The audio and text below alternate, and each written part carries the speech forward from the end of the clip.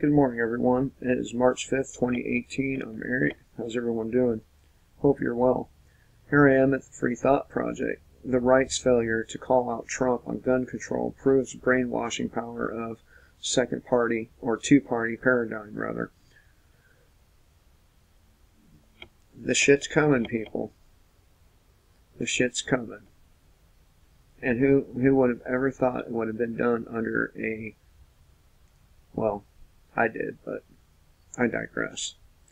This week, President Donald Trump betrayed his base and Americans in general as he advocated for confiscating guns with no due process. I like taking the guns early, like in this crazy man's case that just took place in Florida. To go to court would have taken a long time, Trump said at a meeting with lawmakers on school safety and gun violence. You know, that's not true. It would not have taken a long time. They have emergency hearings all the time. I know because I've been in one of these emergency hearings. So, if they want the shit to go through fast, they can push it through fast.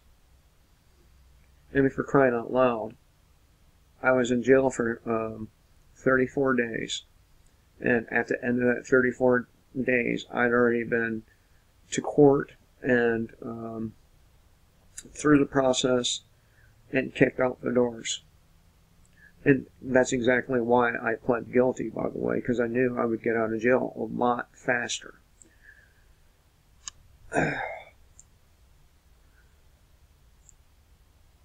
Take the guns first, go through due process second, Trump said. And of course, this happens every day across this country.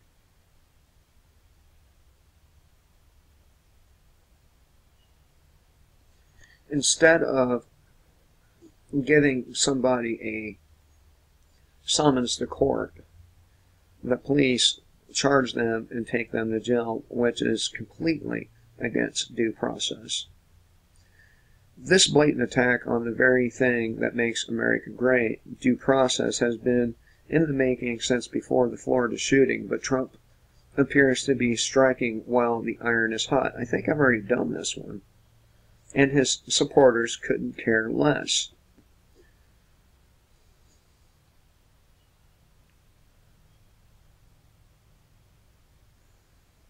Earlier this week, President Trump told a group of lawmakers that they must do something to keep guns away from mentally ill individuals, even if that means raising the minimum age for rifle ownership to 21 and making all 18 to 20-year-olds who have guns criminals overnight, which would include both of my sons, my older sons. And of course, we wouldn't turn our weapons in. We don't roll like that. We don't roll like a bunch of fucking pansies who do everything their big daddy government tells them.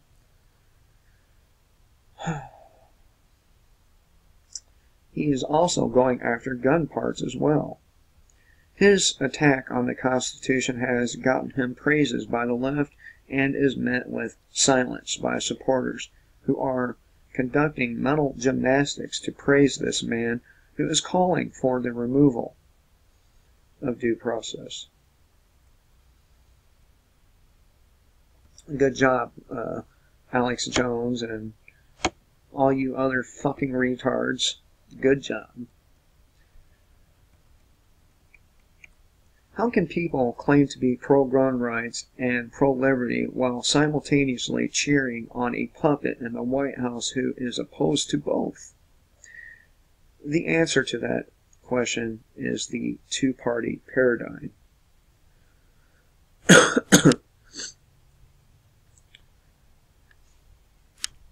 For the majority of Americans, the United States political system is seen as a football game. Anytime their party is in power, it is as if they are winning and the other party or team is losing. But what Americans fail to see is that both teams have the same owner. You know, like WWF. Is that right? World West? Yeah. Or any other of them wrestling federations. Yeah. I'm not real big into that kind of shit. I spend most of my time either reading or playing the Xbox. That's it. And that's my life. Oh, yeah. I also like to smoke weed, too, but I don't do that much. So, that owner cares not about which one of their team is winning, or just so long as it's one of their teams in the game. This owner of the teams is not a single person, nor a single corporation, or focus group, or think tank. Despite the efforts of Alex Jones and the like, the owners of government cannot be nailed down to just a few old rich men. This is because the owners can be anyone.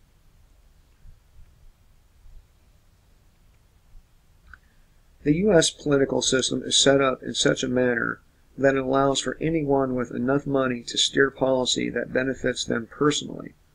Politicians are hardly particular when it comes to who's throwing money at them, so ownership is constantly in a state of flux. The controlled politicians, the rigged system, and the elite are not some vast conspiracy as much as they are a tendency of the state in general. And that's a good reason why we should kill the state. As long as a system exists that allows government force to be bought and sold for the benefit and privilege of a few, these atrocities will continue. And not only will they continue, but these atrocities will continue to get worse. The money shoved into the pockets of politicians on behalf of special interest groups, aka bribery, has become so mainstream and widely accepted that no one even bats an eye at the billions doled out to their elected officials on behalf of lobbyists. Republicans and Democrats alike sit back in their plush taxpayer-funded offices in white marble buildings, rubbing elbows with elite businessmen who pay them to write laws that create unfair advantage for their industries. In the extremely rare case that a politician resists this corruption and refuses to conform, they are ridiculed by fellow lawmakers, painted as coots by the MSM, and their supporters labeled as radical nutjobs. Rand Paul, Ron Paul.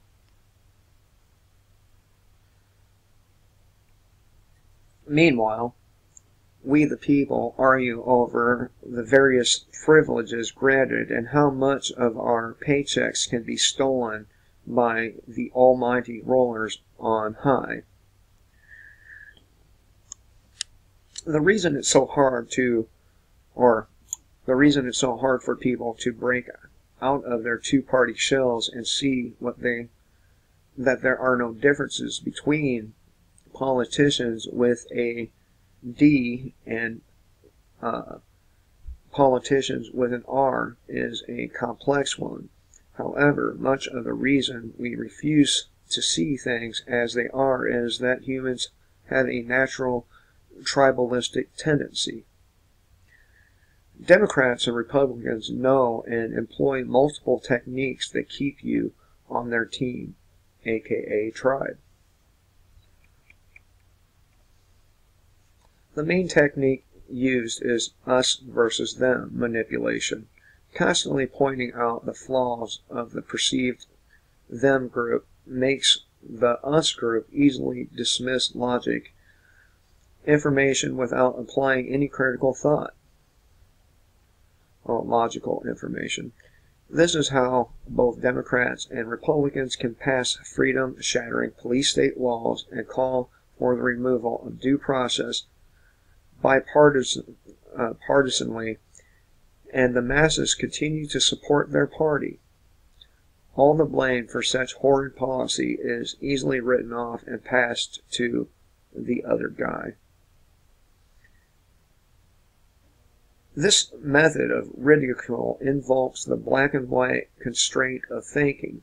There are only two choices, and there's not only two choices, people. There's a third choice, or even a fourth. If there's another party running, there's a third choice, and your fourth choice would be not to vote at all. Because again, when you vote, you give your consent to be governed. By withdrawing your vote, you're making the force employed on us illegitimate.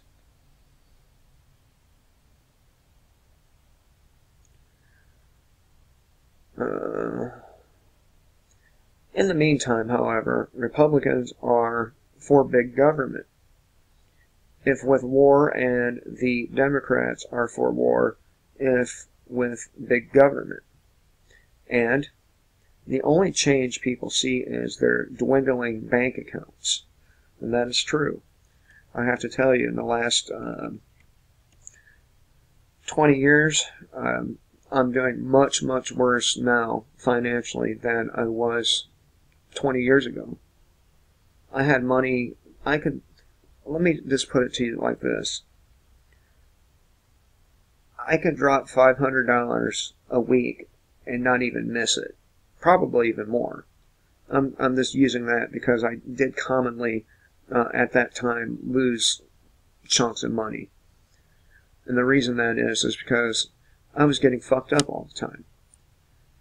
But it didn't hurt me. Whoever found it, it blessed them, and that's the way I looked at it. I had a lot of money, so and right now I am struggling badly. Okay. The good news is that once you see the system for what it is, you cannot unsee it. No one goes back to sleep, despite the fact that waking up to the system can be particularly stressful. Tell me about it. The number of people waking up to the controlled two-party system is ever increasing, and those people, in turn, wake up others. If you are one of those people who sees Washington, D.C. as the Don King boxing match that it is, then you are doing something right. You are likely a reader of the alternative media and probably don't watch massive amounts of television, and you likely have a thirst for a lesser ignorance. Yes, I do. I hate people, and I especially fucking hate stupid people. And even worse than stupid people are willfully stupid people. If you are accused of being a liberal and a conservative in the same conversation, it's probably because you have broken free from the cult-like constraints placed on you by the system. However, only waking up is not enough. If you want to affect positive change in this world, then you have to become that change. This doesn't mean you have to go out and buy a bullhorn and begin screaming in the streets. Simply changing your purchasing habits can force a change far greater than any bullhorn. Voting with your dollars is far more effective at inciting change than a voting booth. The radical and peaceful change that society needs will most assuredly not originate from the center of the system that is designed to prevent it. You can quite literally be the change that you want to see in this world, and you can start this now. Do not be discouraged by the establishment who attempts to silence your radical and peaceful views to keep them on the fringe.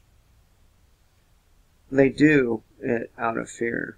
It's merely an act of self-preservation, and it shows that open-mindedness, and peace are overcoming cruelty and ignorance.